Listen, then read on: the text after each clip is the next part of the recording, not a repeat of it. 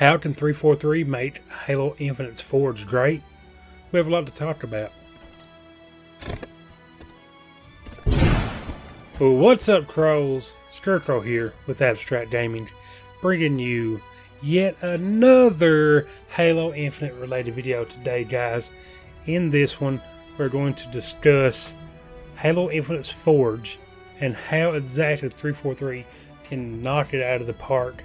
And guys, we all know that Halo 5's Forge took quite a few months after the release to finally be launched as well.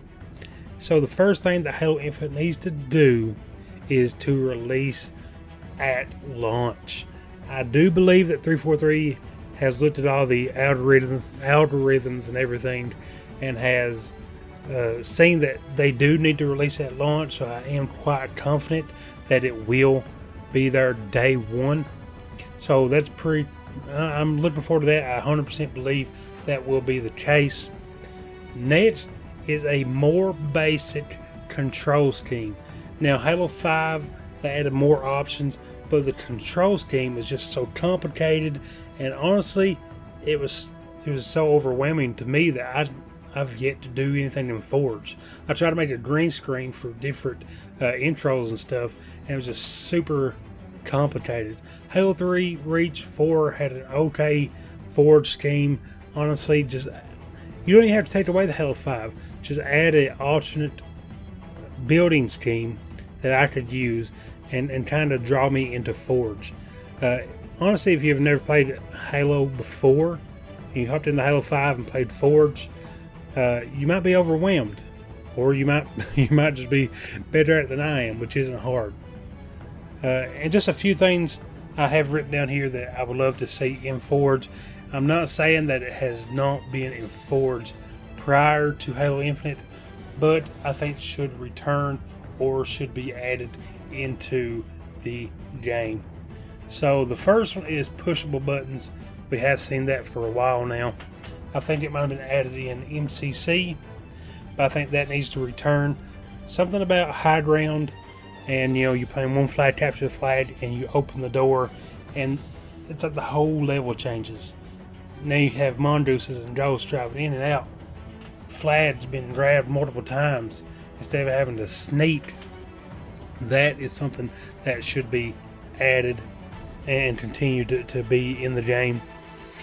A few breakable objects you see in like MCC. You have stalactites and the waterfalls. It'd be cool if we ourselves could add those.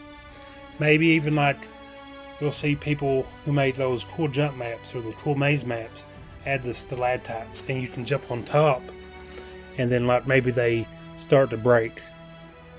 That would be pretty cool to see. Multiple object modes. What I mean by this is objective modes, not object modes. Is like, I want to play Capture Flag and King of the Hill. You have to go grab the enemy flag, and when you do, maybe a hill spawns and it starts to move, and you have to follow that hill all the way back to your base so you can cap it. If you ever go outside, you have to run back, and it'd be something, it doesn't have to be exactly that, which now that I think about it, that'd be a pretty fun game mode maybe for social. So that'd be pretty cool. Or just allow us to have moving hills that we can add ourselves.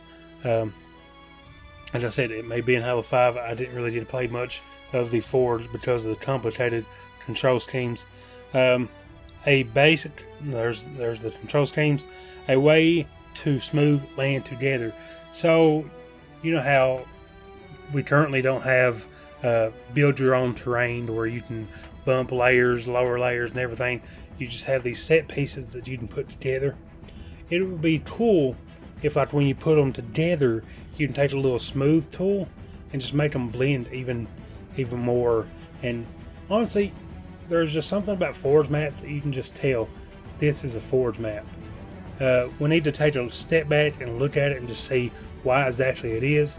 A lot of it has to do with textures, which they did add some textures in Halo 5, but apparently we need to go in and just look at it even harder and figure out exactly what it is. And I think one of those has to do with bat drops. So if you play Halo 3 and you play Guardian, yes, you're suspended in the air, and you can do levels like that in Halo 5 to where you can have like things floating in the air and you fall and you die by absolutely just nothing like in Halo 3.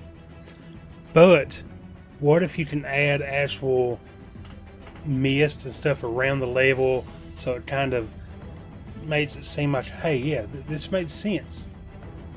Or like say you're playing, you make a city map and you can add like a backdrop of like other cities or something. That'd be pretty cool, I think, and would really kind of make the map seem more highly produced like they would at 343. That'd be pretty cool.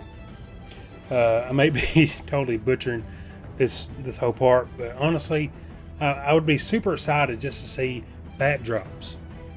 Like, oh, I'm going to create a city map, a floating city, and I look around and I see like waters and fog and all these mountains and stuff that I myself added to the level.